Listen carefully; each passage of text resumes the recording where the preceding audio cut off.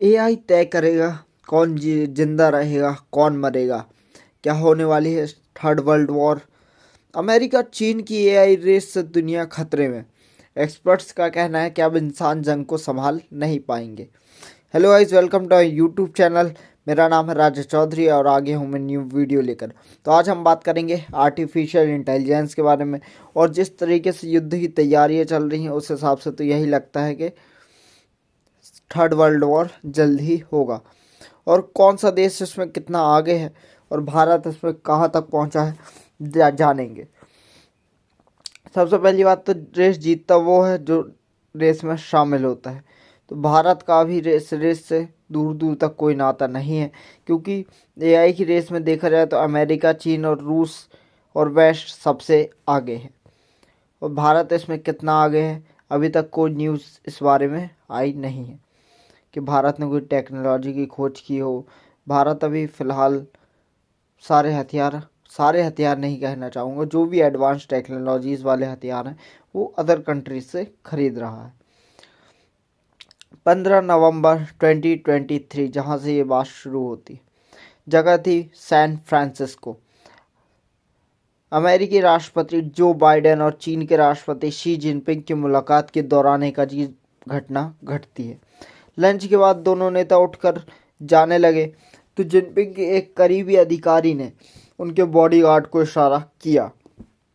Bodyguard ने अपनी जेब से एक छोटी बोतल निकाली और तेजी से उन सभी चीज़ों से पर स्प्रे कर दिया जिन्हें जिनपिंग ने छुआ था, यहाँ तक कि उनके प्लेट में बचे केक पर भी।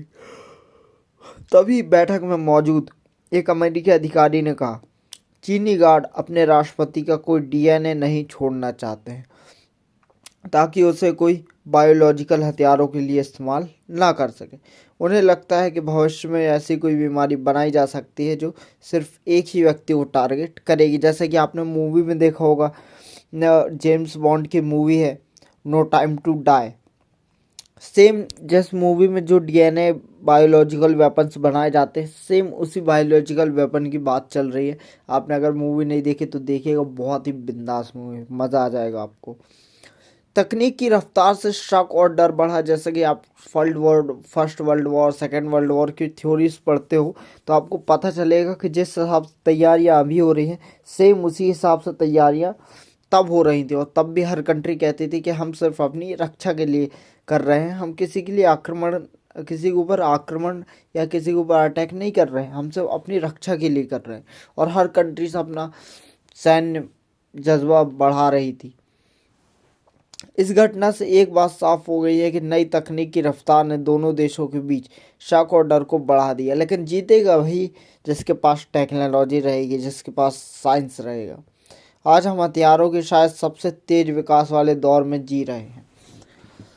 डिफेंस एक्सपर्ट्स के मुताबिक अब ऐसी ड्रोन मशीनों पर काम हो रहा है जो बिना किसी ह्यूमन कंट्रोल के काम कर रहे हैं और भीड़ में भी अपने दुश्मन को ढूंढकर खत्म कर देंगे। जैसा कि इलोन मस्क ने अपने इंटरव्यू में कहा ही है कि आने वाले टाइम में इंसानों को काम करने की ज़रूरत नहीं होगी। इंसान काम करेगा भी तो इसलिए क्योंकि उसे उस काम को करने में मज़ा आएगा, ना कि वो अपनी नीड्स को फुलफ़िल करने के लिए काम करेगा।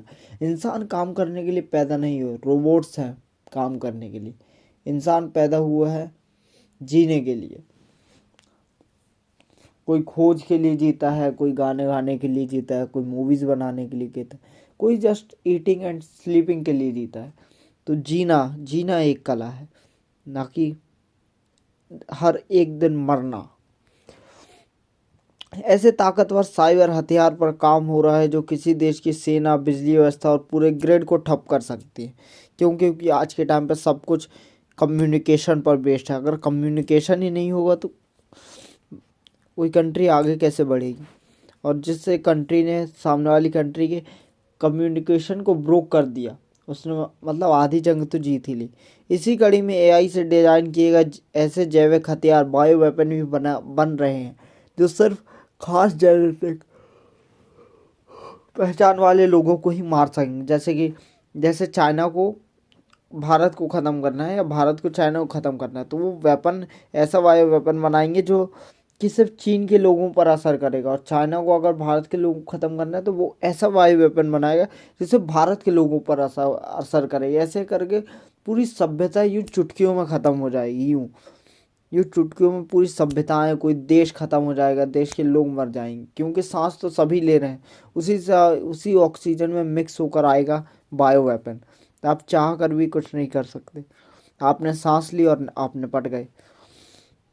भविष्य की जंग का नज़ारा बदल चुका है। कुछ हथियार अभी भी कल्पना जैसे लगते हैं, लेकिन उन पर कंट्रीज़ में बहुत सी कंट्रीज़ काम कर रही हैं, और यूँ कह सकते हैं कि बस हथियार रेडी होने ही वाले हैं। लेकिन कई ऐसे देश हैं जिन पर अमेरिका, चीन, रूस और दूसरे देश पहले से काम कर रहे हैं और बहुत तक कामयाबी हासिल भी की है। जैसे रशिया ने अभी काफ़ी 2-3 हथियार पेश किए थे, ऐसी मिसाइल जो अनलिमिटेड रेंज रखती है, nuclear powered cruise missiles. Artificial intelligence, synthetic biology, quantum computing, ये सब मतलब कंप्यूटिंग, मतलब ये सब तकनीक, ये एडवांस लेवल की तकनीक है जो आने वाला भविष्य डिसाइड करेगी कौन जिएगा कौन मरेगा। और एक ही चीज़ जो कि जेम्स बॉन्ड की एक मूवी से मैंने ली, जियो तो शान से। अमेरिका अभी भी कुछ क्षेत्रों में, खास तौर पर एआई में आगे है। इसकी वजह ये है कि बड़ी टेक कंपनियां इसमें बहुत ज़्यादा पैसा लगा रही है, और बहुत ज़्यादा पैसा किसके पास है? अमेरिका के पास, क्योंकि सबसे अमीर कंपनियां वहाँ की है।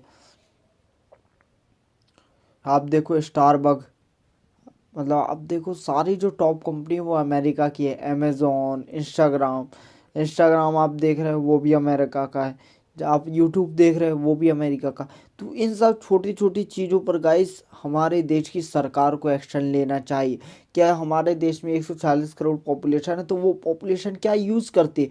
वो फ़ोन चाइना का यूज़ करेगी। हमारी सारे मतलब भारत के 140 करोड़ लोग फ़ोन यूज़ करेंगे, या तो अमेरिका के यूज़ करेंगे या चाइना के यूज़ करेंगे, और ऐप्स यूज़ करेंगे, इंस्टाग्राम यूज़ करेंगे, यूट्यूब यूज़ करेंगे, सब कुछ अमेज़ॉन यूज़ करेंगे। ये सब कुछ यूज़ कर रहे हैं हम किसका? अमेरिका का। तो अमेरिका पैसे तो कमाएगा ही ना। सबसे पहला काम सरकार का ये होना चाहिए कि मेड इन इंडिया, जो कि प्रधानमंत्री मोदी जी ने चलाया, मेड इन इंडिया। तो सिर्फ चलाना नहीं है, उसको फॉलो करना है कि फ़ोन भी अपना होगा, ऐप्स भी अपने होंगे, जो जनता कंज्यूम कर रही है वो सब कुछ अपना बनाया होगा, कंटेंट अपना होगा, गाने अपने होंगे, मूवी अपनी, सब कुछ अपना होगा। यहाँ की जनता हर चीज़ बाहर से खरीदती है, तो यही हमारी सबसे बड़ी कमी है कि हम टेक्नोलॉजी खरीद रहे हैं। अगर ये सब चीज़ें नहीं बदलेंगी तो भारत इस रेस में कभी शामिल ही नहीं हो पाएगा, और जो शामिल होगा ही नहीं वो जीतेगा कैसे? और कब तक हम दूसरों से हथियार खरीदते रहेंगे?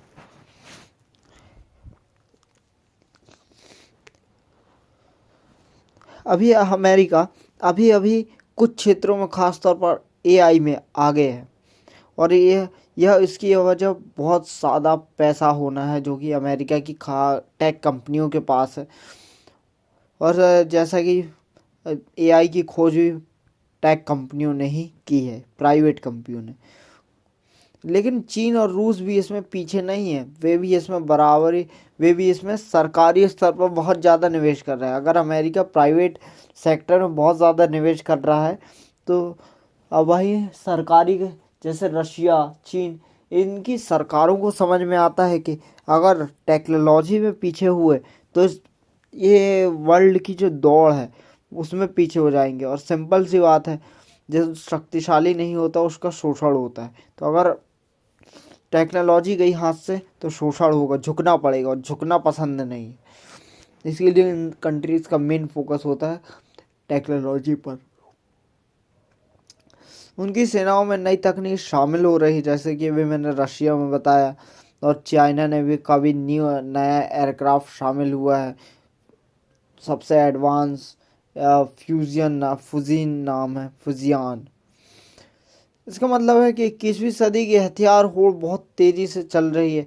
अमेरिका के लिए बड़ी चुनौती यह है कि वह इस रेस में कैसे टॉप पर बना रहे, जो कि है ही। इसके लिए सरकार, सेना, यूनिवर्सिटीज़ और प्राइवेट कंपनियों को मिलकर काम करना होगा, और भारत का इसमें दूर दूर तक कोई निशान नहीं दिख रहा है फिलहाल, या तो हो सकता है हमें इस बारे में पता ना हो, या ऐसा हो ही ना। जैसा दूसरा विश्व युद्ध शुरू होने से पहले अमेरिका विज्ञान में जर्मनी से पीछे था, इसीलिए जर्मनी टॉप में था। लेकिन साइंस और इंडस्ट्री के एकजुट प्रयास से कुछ साल में ही अमेरिका ने एटम बम बनाने की रेस जीत ली और जर्मनी को पीछे हटना पड़ा। इस बार फर्क यह है कि एआई जैसी तकनीक सरकार ने नहीं बल्कि प्राइवेट कंपनियों ने बनाई है, इसलिए पब्लिक प्राइवेट साझेदारी भी ज़रूरी है। इसके साथ ही यह भी चिंता बढ़ी है कि नई तकनीक की वजह से हथियारों की एक खतरनाक होड़ पैदा हो रही है।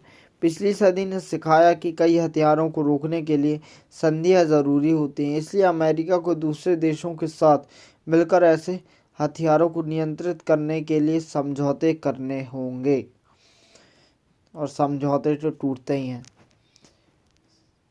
जैसा कि फर्स्ट वर्ल्ड वॉर के बाद जो समझौते हुए थे, जो साइन हुए थे, कहा जाता है कि वही टाइम था जब सेकेंड वर्ल्ड वॉर की नींव रखी गई।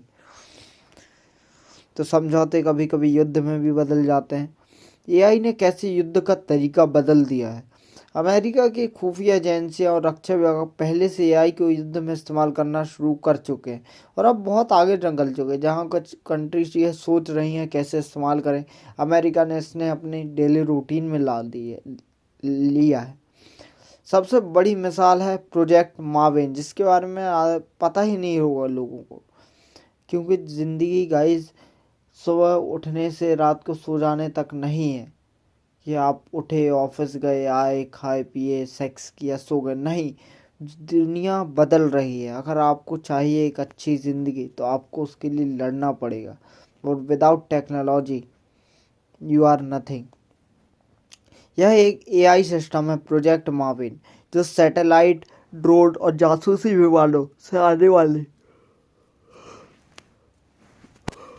तस्वीरों को देखकर तुरंत खतरे पहचान लेता है, जैसे रॉकेट लॉन्चर, टैंक, जहाज या किसी जगह पर सैनिकों की मूवमेंट। पहले यह काम हजारों एनालिस्ट मिलकर करते थे।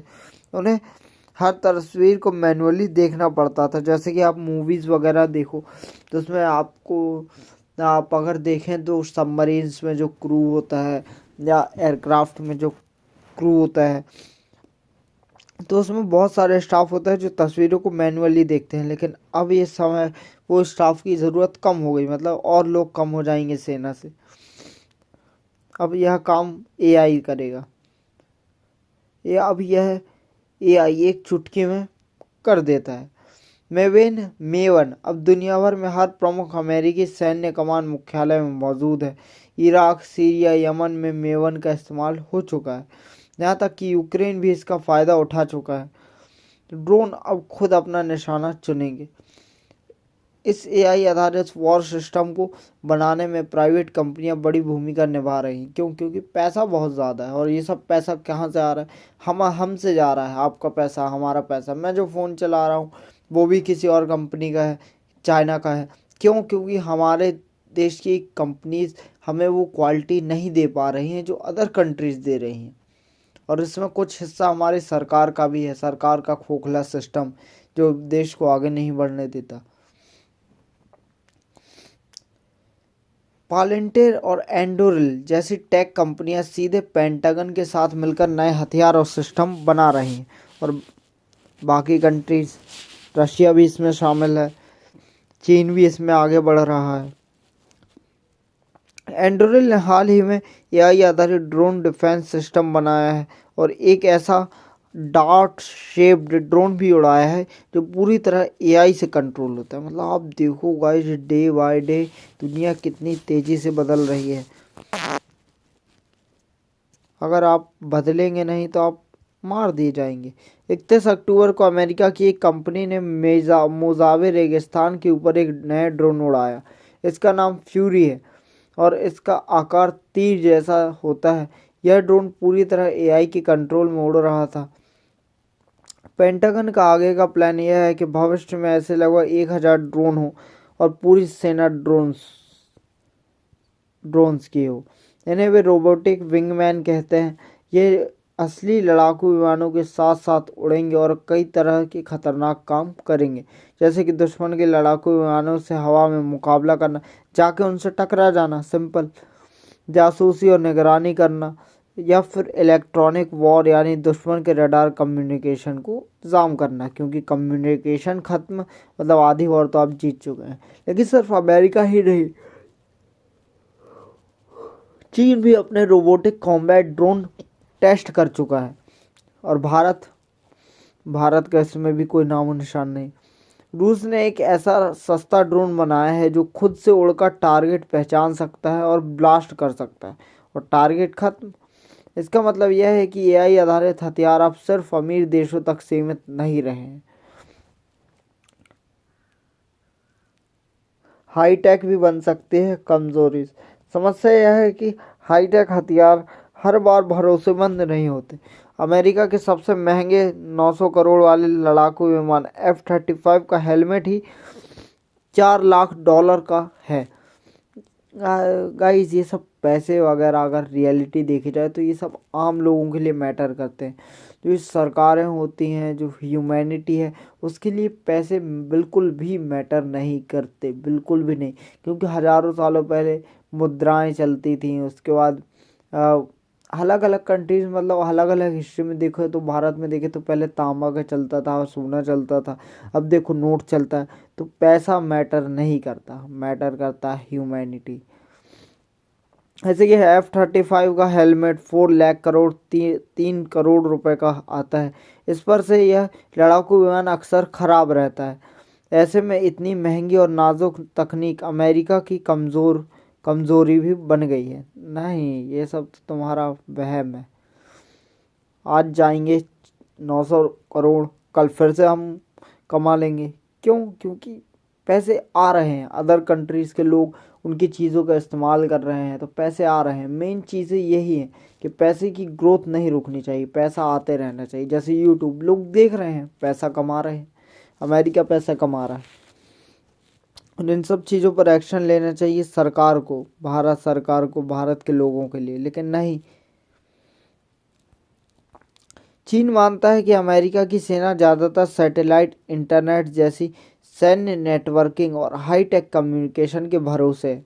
इसलिए चीन ऐसे हथियारों पर काम कर रहा है जो सीधे हमला करने के बजाय साइबर अटैक, सैटेलाइट जैमिंग और इलेक्ट्रॉनिक वॉरफेयर का इस्तेमाल करके अमेरिकी नेटवर्क और स्पेस सिस्टम को ख़राब कर दे। बिल्कुल सही, मतलब अब कम्युनिकेशन ब्रोक, एवरीथिंग ब्रोक। और F-35 का हेलमेट जो कि $4 लाख यानी 3 करोड़ का आता है, उसकी खासियत क्या है? तो यह पायलट को 360 डिग्री का पूरा विजुअल दिखाता है, और जैसे कि वह जेट के अंदर नहीं है बल्कि हवा में खुला बैठा हो। छात्रों ने 1 घंटे में 4 वायरस का नक्शा बनाया। देख रहे हो गाइस, मतलब आप स्टूडेंट्स को मौका तो दो। इंडिया में हिंदू मुसलमान चल रहा है। एआई की वजह से खतरे अब मैदान पर ही नहीं बल्कि लैब और लैपटॉप तक पहुंच चुके हैं। एक्सपर्ट्स कह रहे हैं कि एआई के चलते बायो टेररिज्म का खतरा बहुत बढ़ जाएगा। खतरा बढ़ेगा, सिक्योरिटी भी बढ़ेगी। MIT के छात्रों ने सिर्फ 1 घंटे में एआई की मदद से 4 महामारी फैलाने वाले वायरस के आइडिया तैयार कर लिए। एआई ने उन्हें बताया कि ऐसा वायरस कैसे बनाया जा सकता है, किस कंपनी से DNA मंगाया जा सकता है और किस रिसर्च ग्रुप से मदद ली जा सकती है। यह बात वैज्ञानिकों को डरा रही है, और यही करना है। कुछ कंपनियां, मजाक कर रहा था, कुछ कंपनियां जैसे ओपन एआई और एंथ्रोपिक पहले ही चेतावनी दे चुकी हैं कि अगर कंट्रोल नहीं रखा गया तो एआई बायो वेपन बनाने में मदद करने लगेगा, जो कि कर रहा है। आने वाले समय में एआई युद्ध की गति इतनी बढ़ा देगा कि इंसानों के लिए उसे कंट्रोल करना मुश्किल होगा, लेकिन इंसानों के लिए कुछ भी कंट्रोल करना मुश्किल नहीं। ठीक है, तो आज के लिए इतना ही। मिलते हैं नई वीडियो में नए दिन के साथ। Thank you so much watching my video. अभी बज रहे हैं रात के 3 और मैं जा रहा हूँ सोने, क्योंकि कल जाना है जॉब में। Thank you so much, thank you, thank you, thank you. जय हिंद, जय भारत, थैंक यू।